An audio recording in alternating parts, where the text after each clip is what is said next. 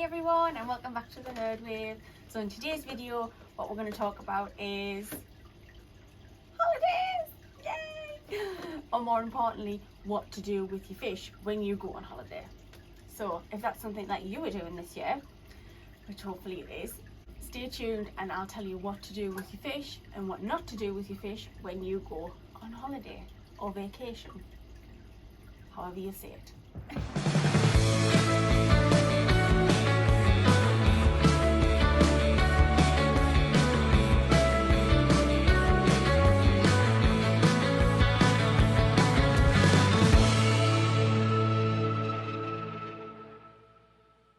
So over the past 2 years, a lot of people have been concentrating more on their mental health and physical fitness, things like that. And one of the ways that helped people do that was to immerse themselves in animal care. A lot of people did tend to take on more pets over the past couple of years. There's absolutely nothing wrong with that, as long as you intended to care for that pet for the duration, not just whilst you had nothing else to do while you were in lockdown. That being said, one of my jobs was to ensure that not only existing pets got the proper care and attention that they needed, but newer pets, people who were heading down this path for different reasons. That was one of my jobs, to help support them and guide them down the right path. Same goes with aquarium. People did get into aquariums over the past couple of years, whether that being from you had an aquarium when you were a kid and you really enjoyed it and it was something that it always interested you. You found something serene and really calming about it, which a lot of people do. It's a really relaxing hobby, it's really rewarding hobby. And obviously one of the things that's happening now is that people are starting to get back to their normal everyday lives and normal routines.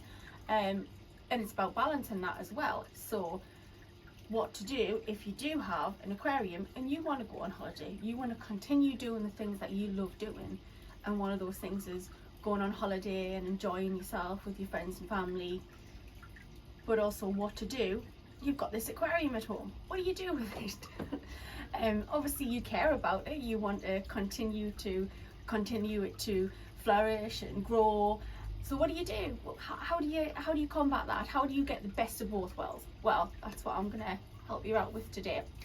So a few little tips on my own personal experience and what I also tell other people to do when they're going to go on holiday.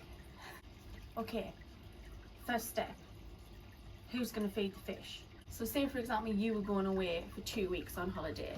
What would you do with a cat or a dog? Take it to kennels, you would take it where they're professionally trained to look after the animal. But what do you do with your fish? You can't get somebody in who's going to professionally look after your fish. So that's not an option. Getting somebody in who's a professional to take care of your tank, do all your tank maintenance, feed your fish perfectly, ensure they get the attention that they need. So what can you do? Ask friends and family. Yeah, you could do. A few things need to be put in place first. One, you've got to remember, friends and family are not you. They don't know this aquarium. They might not have any experience at all. They might have had a goldfish from a fair when they were 7, but now they don't have a clue. What's the best thing to do? If you're in that situation where you don't have another option, you are going away for 2 weeks and you do need somebody to come in and check your fish, make sure everything's okay, best thing to do would be to label food. You can get those little pill packets with like Monday through to Sunday or Sunday through to Monday, whichever one you want, and put the right amount of food in for each day of the week. If you have multiple tanks you can do that, or you can always just get individual food container bags with which tank it is for and what day of the week it's for. And also hide the fish food, because if you have somebody who has kids and they come round to feed your fish, I guarantee you them kids are going to find that fish food and they're going to put more fish food in it. While your friend's making sure that your fridge is working, while your freezer hasn't defrosted, them kids are reaching for the fish food, trust me.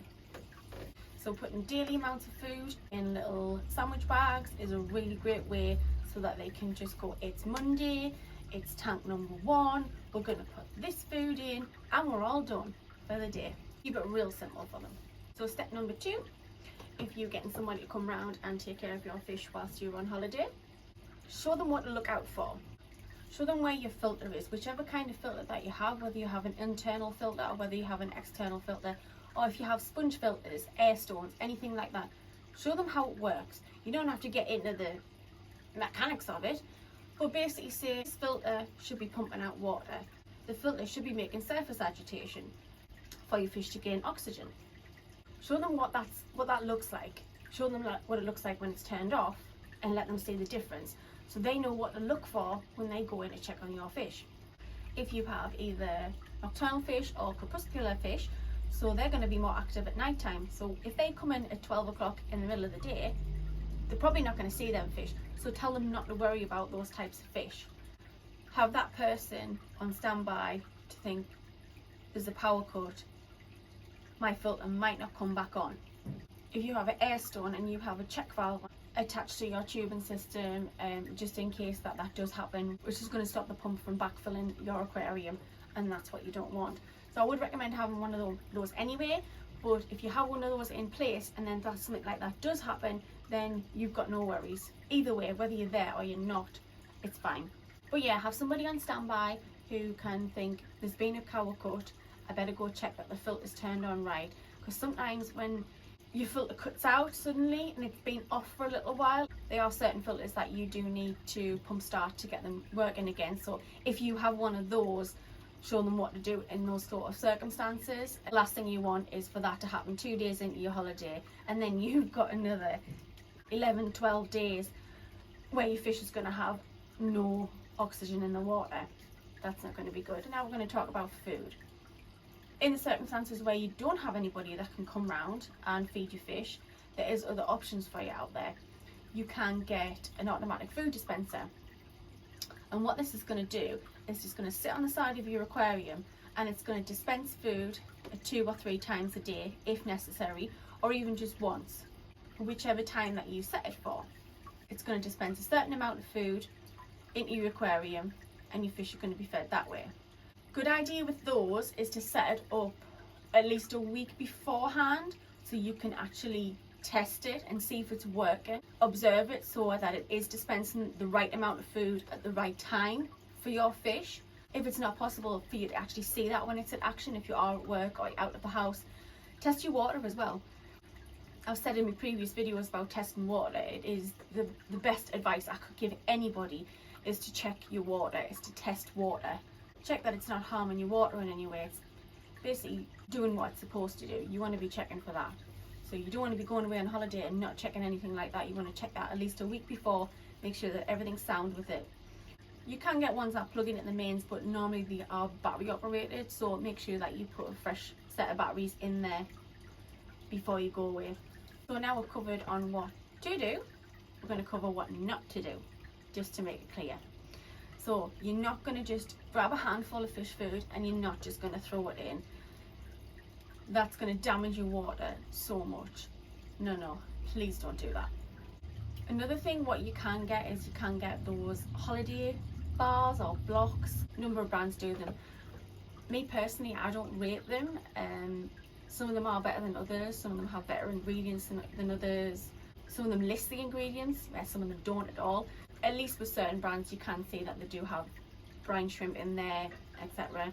I still think that is polluting your water. It's still sitting in your water, and even though it will dissolve slowly, if you have more aggressive fish or more dominant fish, you're going to find that they're hovering around that block and that area a lot more, marking their territory, where some of your more submissive fish, they're not going to want to go over there, so they're not going to get as much food. That's one of the reasons that I personally don't rate them. But if you find that's better for you and you haven't had an issue with that in the past, then that's great. You just keep on doing what you're doing. Whatever works for you, that's what I always say. I'm just giving my personal advice on what I find works better, and the feedback I've gotten off different people who use these. So now you've prepared whoever's looking after your fish or whoever's going to check on them what to do. Now this is the part where you come in. You're going to do your tank maintenance, you do your gravel back in, and you're going to do your water changes. Now what I would suggest is that you do them at the least amount of time, 24 hours before you go. Ideally do it about 48, possibly 72. You don't want to find that something's gone wrong with your tap water. Now true story, this happened to me. Did my regular water maintenance, regular water change, didn't do anything different to what I normally do. It was actually on my mixed and burner tank at the time when they were in the house. And what I did is I just did my water change as normal, went in the kitchen, started making dinner, made dinner, came back down, sat down to eat it, looked at my fish, and they were all at the top gasping. Oh yeah. So I panicked, as you do, and I checked that the air filter was still on, everything was working perfectly fine. I come to the conclusion that there must be something wrong with the water. So I tested the water. Lo and behold, the ammonia was at 3. Oh yes. Bearing in mind, this was a completely cycled tank, nothing out of the ordinary, no reason for it to have ammonia in it. Could only think of one possible thing. I tested the tap water, and sure enough, that matched up exactly. So my only conclusion was that the water company had done whatever it is that they do to keep the water nice and safe. Thank you very much. But they nearly killed my fish. Yeah. What was I supposed to do? I couldn't do another water change to get the ammonia out, because the ammonia was going to be in that tap water that I was going to put back in.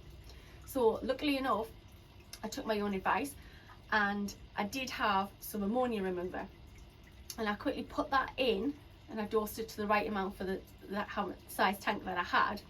And that took care of that issue for a little bit. So that's only going to bide some time. So bear that in mind, that that isn't something that's going to fix your water completely. It's a quick fix, and it's a temporary fix as well.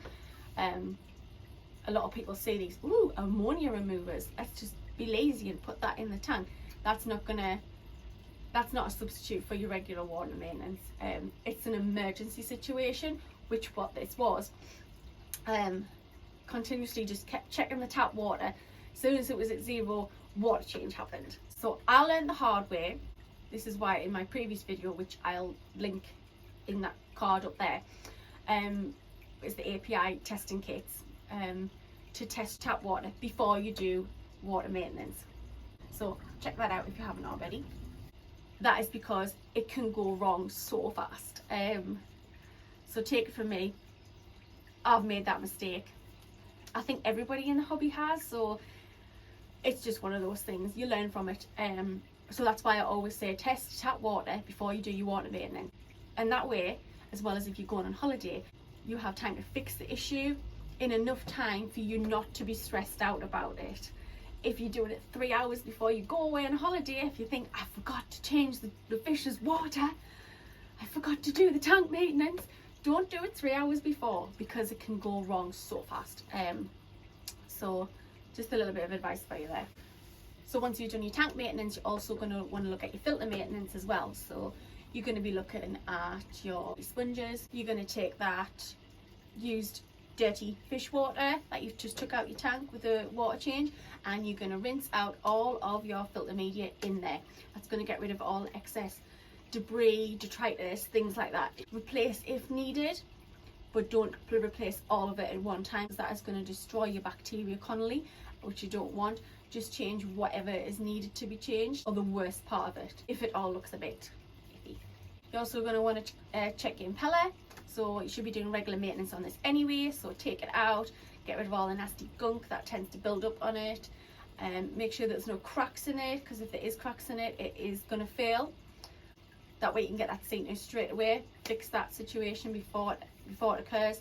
If you have a heater in your tank, you're going to want to be checking that's working correctly. Perhaps turn it up a degree or 2 just temporarily to see when that kicks in. If you see it kick in, then you know that it's working fine, and then lower it back down again. One thing what somebody did say to me was they were asking about turning off their heaters whilst they're away on holiday. I think they got the information a little bit mixed up.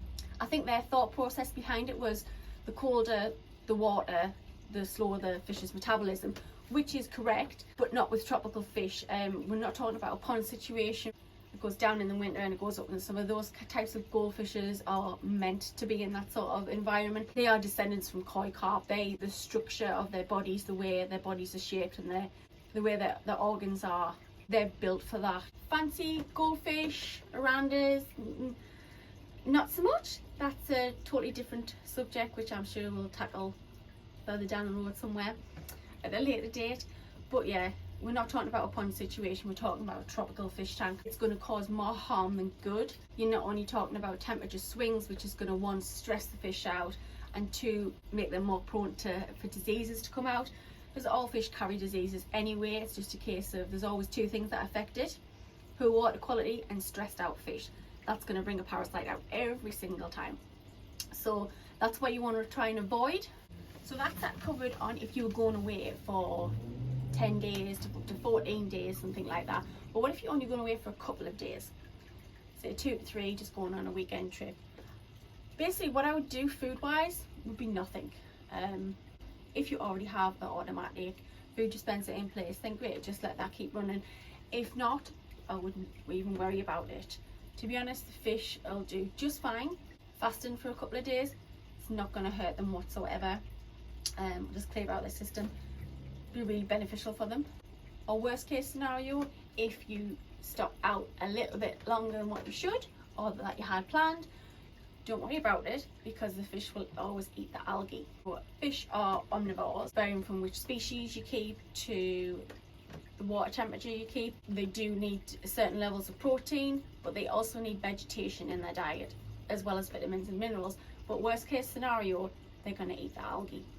That's on your plants, on your substrate, on your decor, anything like that. They're going to eat it. Because if you look on the back of fish food, one of the ingredients that you're going to see is that it's algae, because fish eat algae. So don't worry about that. There's always a food source in your tank for them. If you are going away for a couple of days, I would still recommend testing all your equipment, doing a water change beforehand in adequate timing to make sure nothing goes wrong with it, just to cover yourself, just so that you know that you've done everything possible in your tank to make sure that those fish are happy and healthy.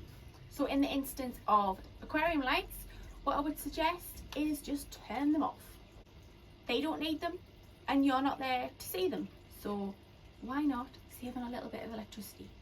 As long as they've got a day and night cycle, they're absolutely fine. Don't need to worry about that. So in the circumstance that you do have somebody who can come in and feed your fish for you, or you do have an automatic fish food dispenser, you can always add in plants, live plants. This is a really good way of getting the nitrates down in your tank. It is going to compete with the algae for food, so just bear that in mind if you were using that approach of not having somebody in to feed your fish and the fish are going to feed off the algae that's in the tank already. Bear that in mind. So you're probably thinking, plants, well, don't they need light?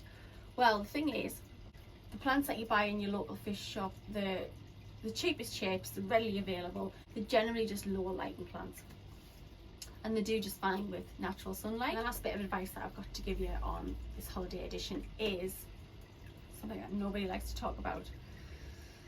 If you have a coolie fish, or you see that your fish is not perhaps displaying its normal behaviour, best advice I could give would be to set up a quarantine tank for it. If you notice that your fish is lethargic, perhaps not eating, or just displaying some sort of illness signs, I would quarantine it. I would separate it from your other fish, because you never know when you're on holiday. Worst case scenario, you come back home to a deceased fish. You'd rather it was deceased in a tank that has no other fish in it, because your ammonia is going to go through the roof. Throw in some cycled filter media, you're good to go. Don't have to worry about no bacteria bloom, cycle tank, it's all sorted for you. That would be the best thing I could suggest. Obviously, if something happens whilst you're away, that's out of your control. But if you notice it beforehand, it's always best to try and prevent. So prevention is so much better than a treatment. So just take that into consideration. If you notice something not right about your fish, segregate it straight away. That's going to cause a lot of less problems in the long run. So yeah, that's all the advice I have on going on holiday when you have fish. If there's anything I've forgotten, or anything that has worked really well for you, or anything you put into practice, just write down in the comments. I'd love to hear what you do, and let me know where you're going on holiday this year, or vacation, however you say it, and bring you back some more. Okay, thanks for watching, and bye for now, guys. And the last bit of advice that I want to give you is, something that nobody likes to talk about. It's fish. It's fish. So show them what to look for. Tell them to watch out for the bubbles and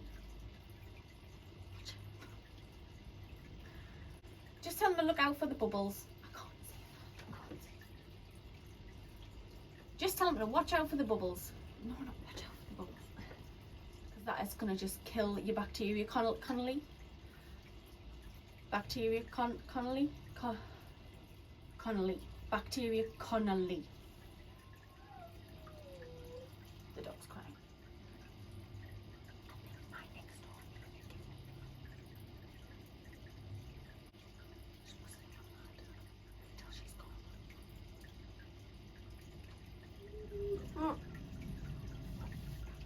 I put my coffee in the freezer so it would get really cold. It's a little bit too frozen. Anyway, enough of that.